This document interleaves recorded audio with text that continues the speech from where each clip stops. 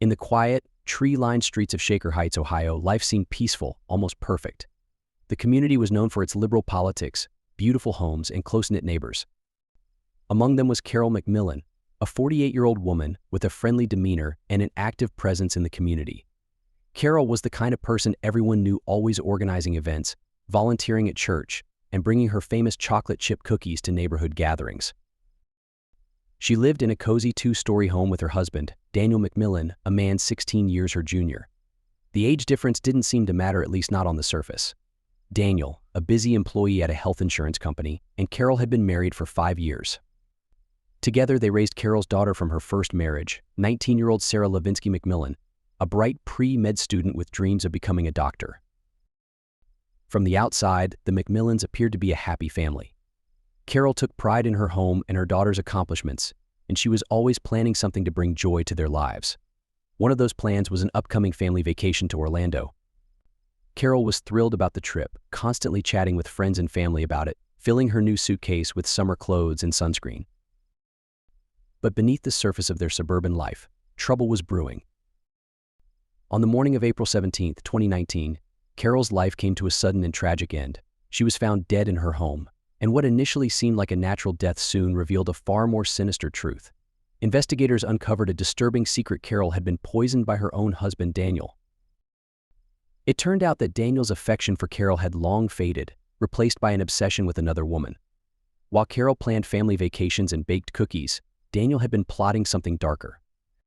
The picture of the happy marriage he presented to the world was nothing more than a mask. Driven by his hidden desires, Daniel saw no other way out but to eliminate his wife. The idyllic life Carol had built in Shaker Heights crumbled, exposing the betrayal that had been lurking beneath the surface. The community, shaken by her death, was left grappling with the realization that even in the most picturesque places, dark secrets can hide behind the facade of perfection. On the morning of April 17, 2019, Shaker Heights stirred to life under an overcast sky.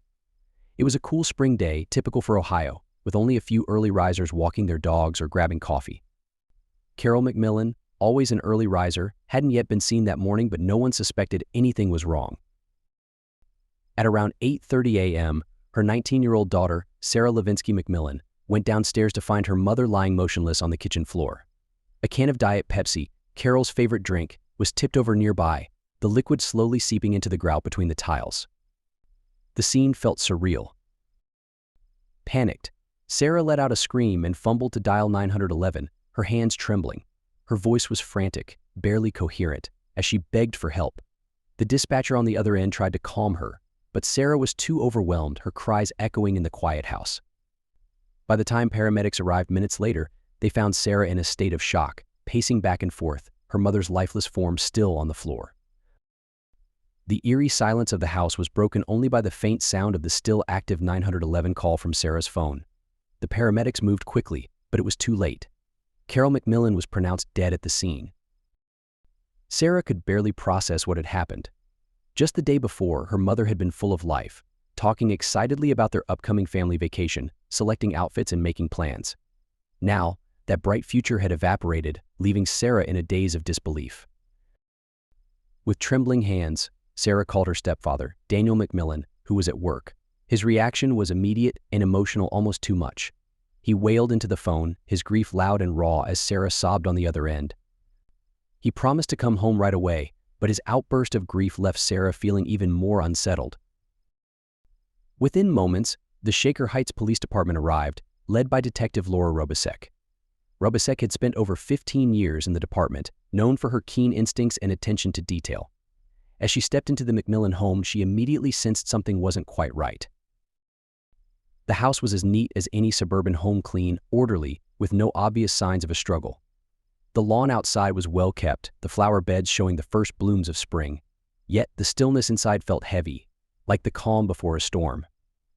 Carol's body lay on the kitchen floor, next to the spilled Diet Pepsi, the brown liquid pooling on the tiles like an ominous stain. Detective Robasek and her team secured the scene. Yellow crime scene tape was quickly strung around the house, and officers were posted to keep curious neighbors at bay. As Robasek surveyed the scene, she knew this wouldn't be as simple as it seemed. The investigators carefully examined the kitchen. There were no signs of forced entry, and nothing appeared out of place. Carol's purse sat untouched on the counter, and the back door was locked from the inside. One detail that caught Detective Laura Robachek's attention was the half-full can of Diet Pepsi, with a small amount spilled on the floor. She instructed the crime scene unit to collect the can and its contents as evidence, along with samples from the kitchen counter and floor, to test for any unusual substances. The team photographed the scene from every angle, documenting each detail meticulously. An autopsy was ordered to determine Carol McMillan's exact cause of death. The paramedics on the scene suspected a heart attack, but Robachek felt uneasy. Something about Carol's posture and the fact that she had been drinking her favorite soda referred to as pop in the Midwest just moments before her death made the detectives suspicious. As the investigation unfolded, detectives searched the house for additional clues. Carol's personal belongings were thoroughly examined, including her phone, which was taken as evidence for analysis of recent calls and messages. Robachek knew they needed to piece everything together methodically, as Carol's death clearly involved more than met the eye. The police began their inquiry with the person closest to Carol, her husband, Daniel McMillan. At 32, Daniel was significantly younger than his 48-year-old wife. He worked for a health insurance company in Cleveland and was regarded as handsome, charming, and successful. To outsiders, Daniel seemed to have it all: a stable job, a beautiful home, and a picture-perfect family. However, as detectives delved deeper into his life, a different image of Daniel began to emerge. Daniel had met Carol 6 years earlier when he was a junior analyst at the insurance company. Carol, a widow at the time, was attracted to his youthful confidence. They married a year later, and Daniel became the stepfather to Carol's daughter, Sarah, who was 13 at the time. While their marriage appeared solid, friends noted that Daniel had grown distant from Carol over the past year. He often worked late, and his business trips had become more frequent. During his initial interview, Daniel appeared calm and composed, too composed for someone whose wife had just died unexpectedly. He expressed shock over Carol's death but seemed emotionally detached. He explained that he had been at work when Sarah called to inform him of the tragedy, and he rushed home immediately. When asked about their relationship, Daniel admitted they had grown apart over time but insisted they still had a good marriage. He seemed vague about Carol's day-to-day activities, claiming he didn't keep track of her plans because he respected her independence. The detectives found it odd that Daniel, who claimed to love his wife, was so disconnected from her life. His responses raised red flags, especially when he struggled to recall the last time they had a meaningful conversation or shared any intimacy. Robachek noted his inconsistency. Daniel knew Carol's favorite drink was Diet Pepsi, yet he couldn't explain why a half-empty can was beside her when she died. As detectives dug further, they began to explore Daniel's possible motives. Could he have wanted out of the marriage, or was there something more sinister driving his behavior? What they uncovered next was shocking. Daniel had been harboring a disturbing secret. He had developed a sexual obsession with his 19-year-old stepdaughter, Sarah. This revelation gave the police a new angle to pursue. If Daniel was infatuated with Sarah, it could explain why he might want Carol out of the way. However, proving that Daniel was involved in Carol's death would require much more concrete evidence. Detective Robachek understood that they had to be methodical in piecing together this increasingly complex puzzle. The next person of interest was Sarah Levinsky McMillan, Carol's daughter from her first marriage. Sarah was a bright and driven pre-med student at Case Western Reserve University in Cleveland. She had earned a scholarship for her academic excellence and was known for her dedication to both her studies and her volunteer work at local hospitals. Sarah and Carol had always been close. After losing her biological father at a young age, Sarah had relied heavily on her mother for emotional support, and their bond had only grown stronger over the years. Carol had been Sarah's greatest champion, guiding her through school and helping her navigate the challenges of young adulthood. When police approached Sarah, she was visibly shaken and distraught. She told them she had been studying for an upcoming exam when she decided to take a break and grab a snack from the kitchen. That was when she found her mother on the floor, unresponsive, with the can of Diet Pepsi nearby. In a state of panic, Sarah called 911, desperately hoping it wasn't too late to save her mother. During the interview, Sarah was cooperative but devastated. She described her mother's recent mood as happy and content, with no signs of distress or unhappiness. She couldn't imagine anyone wanting to harm Carol. When asked about her relationship with Daniel, Sarah spoke highly of her stepfather, describing him as supportive and caring, unaware of his dark obsession with her. This unsettling discovery made the police even more suspicious as they worked to unravel the full story behind Carol McMillan's death. The loss of Carol had forged an incredibly strong bond between mother and daughter, making her sudden death all the more devastating for Sarah. When the police first approached Sarah, she was visibly distraught. The grief of losing her mother was compounded by the shock of discovering her body. Sarah recounted that she had been studying for an upcoming biology exam when she decided to take a break and grab a snack. Upon entering the kitchen, she found her mother on the floor, unresponsive, with a can of Diet Pepsi nearby. In a panic, Sarah called 911, desperately hoping it wasn't too late. During the interview, Sarah was cooperative but deeply emotional. She described her mother's recent mood as happy and content, with no signs of stress or unhappiness. Sarah told detectives that her mother was beloved by everyone who knew her and couldn't think of anyone who would want to harm her. When the police asked Sarah about her relationship with Daniel, her stepfather, she spoke highly of him, even describing him as a hottie and a supportive father figure. Unaware of his secret sexual obsession with her, Sarah's positive view of Daniel made the detectives even more concerned. The disconnect between her perception of him and his actual feelings cast a shadow of unease over the investigation. Despite this, there was no evidence to suggest that Sarah was involved in her mother's death. Her alibi checked out. She had been in her room, engrossed in her studies, when Carol died. Sarah's social media activity reflected the life of a typical college student, filled with posts about school, friends, political causes, and exam stress. There were no signs of any secret relationships or troubling behavior. However, the police remained suspicious of the dynamics in the McMillan household. They began to wonder if Sarah was an unwitting pawn in Daniel's plans. If his obsession with her was as intense as they suspected, it could mean that Sarah herself was in danger. For now, though, there was no direct evidence linking her to the crime, so detectives shifted their focus elsewhere.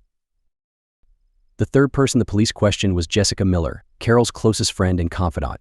Jessica, a 45-year-old real estate agent, had known Carol for over a decade. The two women had bonded over their shared experiences as professional women in Shaker Heights, becoming nearly inseparable over the years. They were often seen together at community events or enjoying evenings over a glass of wine. To anyone who knew them, their friendship appeared unshakable, built on mutual trust and respect. However, the police soon uncovered a shocking revelation: Jessica had been having an affair with Daniel McMillan. The discovery stunned those who knew the trio, especially given Jessica's close friendship with Carol. According to Jessica, the affair had begun about a year before Carol's death. What started innocently, with Daniel attending one of Jessica's infamous naked hot tub parties alone, soon escalated into a full-blown sexual relationship.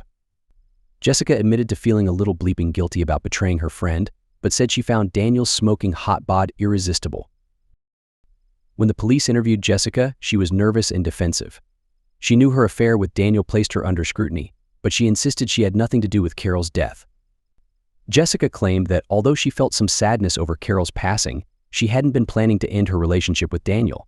In fact, she mentioned that her guilt had led her to consider reducing the frequency of their weekly encounters, but the affair had still continued in secret. Jessica's involvement with Daniel complicated the investigation. Was the affair simply a betrayal between friends, or was it somehow connected to Carol's death? With both Daniel and Jessica now under suspicion, detectives realized they had only begun to uncover the tangled web of lies surrounding Carol McMillan's life and death. Jessica's interview took a darker turn when she revealed that Daniel had recently ended their affair, telling her he was in love with someone else. This revelation left Jessica devastated, and though she didn't know who the other woman was, she suspected it could be someone younger, possibly Sarah. The detectives pressed her for more details about her sexual relationship with Daniel and her whereabouts on the day of Carol's death. Jessica claimed she had been at a real estate showing in Cleveland Heights, and her clients could verify her alibi. The police followed up, confirming she had indeed been with clients at the time of the murder. However, the investigators couldn't fully rule out her involvement, as her emotional turmoil and jealousy over Daniel's shifting affections kept her on their radar. Jessica's affair with Daniel, coupled with her close friendship with Carol, made her a complicated figure in the investigation. The police had to consider whether her heartbreak and jealousy could have driven her to act out of desperation. Still, without any concrete evidence linking her directly to the crime, Jessica was left in a precarious position, caught between guilt over her betrayal and sorrow over losing her best friend. On April 27, 2019, just after 9 a.m., the investigation took a significant turn. The toxicology report on Carol McMillan came back from the lab, revealing the cause of death: cyanide poisoning. The lethal substance had been mixed into her can of Diet Pepsi, confirming that her death was a deliberate murder, not a natural occurrence. The discovery of cyanide as the murder weapon shocked investigators. Cyanide, a rare and deadly poison, is often associated with high-profile cases or espionage, raising the stakes in Carol's murder. The detectives realized they were dealing with a calculated and premeditated crime. Someone had gone to great lengths to plan and execute Carol's death. With this new evidence, the investigation gained focus. The detectives revisited the crime scene, meticulously searching for clues that might explain how the cyanide was introduced into Carol's drink. Forensic experts analyzed the Diet Pepsi can, the kitchen, and all nearby containers or objects. While no cyanide was found in the kitchen itself, traces of the poison were discovered on the rim of the can, confirming it had been deliberately laced with the deadly substance. This raised pressing questions: who had access to cyanide, and how had they managed to poison Carol's drink without her noticing? The investigation shifted gears as detectives began scrutinizing the backgrounds of all the suspects, looking for any history of chemical knowledge or access to dangerous substances. They also explored recent purchases and online activity that might suggest someone had been researching or acquiring cyanide. The discovery of such a rare poison intensified the focus on Daniel and Jessica.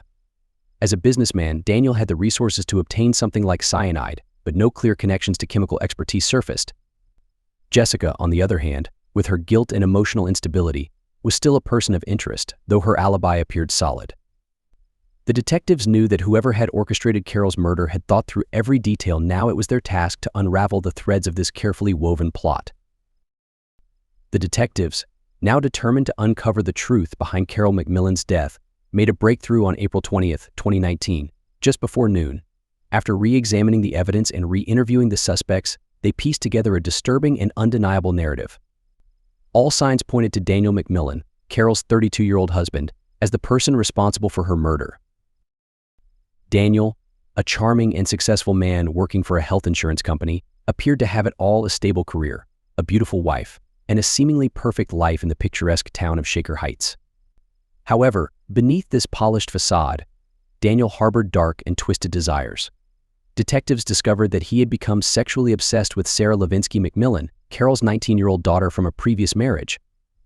Completely unaware of his intentions, Sarah saw Daniel as nothing more than a father figure, while Daniel had grown increasingly infatuated with the idea of starting a new life with her. As his obsession with Sarah deepened, Daniel began to see Carol as an obstacle to his disturbing fantasy. This was the motive that led him to meticulously plan Carol's death. Key evidence revealed that Daniel had been researching cyanide for months before the murder. His internet search history showed inquiries into how to purchase cyanide, its effects on the human body, and the methods of administering it. It was clear Daniel had planned to eliminate Carol, ensuring her death appeared to be a natural heart attack. On the day of the murder, Daniel took advantage of Carol's daily routine, knowing that she always drank a can of Diet Pepsi after work. He spiked her drink with cyanide, waiting for her to consume it once she got home. The poison worked quickly, and Carol collapsed and died within minutes. Daniel's plan to disguise the crime as a heart attack failed when the toxicology report revealed the presence of cyanide. When the police confronted Daniel with this overwhelming evidence, his internet searches, his growing obsession with Sarah, and the cyanide traces found on the can, his confident facade began to crack. Though he initially protested his innocence, the detectives had built an airtight case against him. Daniel's arrest sent shockwaves through Shaker Heights. Neighbors and friends were horrified that the man they had once viewed as a loving husband could commit such a monstrous act. For Sarah, the revelation was especially traumatic, as she struggled to reconcile her stepfather's actions and come to terms with the betrayal of her mother. The trial of Daniel McMillan commenced on January 15, 2020, in Cuyahoga County Common Pleas Court. The case garnered significant media attention as the community of Shaker Heights anxiously followed the proceedings. The prosecutor, Assistant District Attorney James Leakey, 45, presented a compelling case, arguing that Daniel had premeditated Carol's murder, with clear evidence linking him to the cyanide poisoning. Leakey painted Daniel as a man driven by his dangerous obsession with Sarah, leading him to coldly plot his wife's death. In contrast, Daniel's defense attorney, Laura Phillips, 38, sought to portray him as a man overwhelmed by stress and personal problems, claiming that his actions were the result of mental instability rather than premeditated murder. Despite Phillips' efforts, the evidence against Daniel was damning, leaving little doubt about his guilt. Throughout the trial, Carol's family, including Sarah, attended every session. Their emotional presence underscored the devastation Daniel had caused, and their tearful testimonies about Carol's loving nature made the case even more poignant. On January 22, 2020, the jury returned its verdict. Daniel McMillan was found guilty of first-degree murder. He was sentenced to life in prison without the possibility of parole. The sentencing brought a sense of relief to Carol's family and friends, though the pain of losing her and the betrayal by Daniel would continue to haunt them. As Daniel began serving his life sentence at the Ohio Department of Rehabilitation and Correction, the media coverage continued for some time, delving into his adjustment to prison life and his interactions with other inmates. His once privileged existence had now turned into a grim and isolated reality. Meanwhile, Sarah faced an uncertain and difficult future. A pre-med student at the time of her mother's death, she took a leave from school to focus on her mental health, seeking support from friends, family, and professional counselors. The community rallied around her, admiring her strength as she coped with the trauma. Jessica Miller, Carol's former friend and Daniel's lover, also faced her own challenges in the aftermath of the case. Though she was cleared of any involvement in the murder, the scandal of the affair tainted her reputation. Her real estate business suffered, and she eventually moved to another city, hoping to rebuild her life far from the tragedy. As time passed, Carol's family and friends worked to find a sense of closure. They focused on remembering Carol's kindness and generosity, continuing her community work to honor her legacy. However, the shadow of her murder and the betrayal that accompanied it would linger, leaving permanent scars on everyone involved. The case served as a harsh reminder of the dangers lurking beneath seemingly perfect lives and how easily trust can be shattered by the darkness of human desires.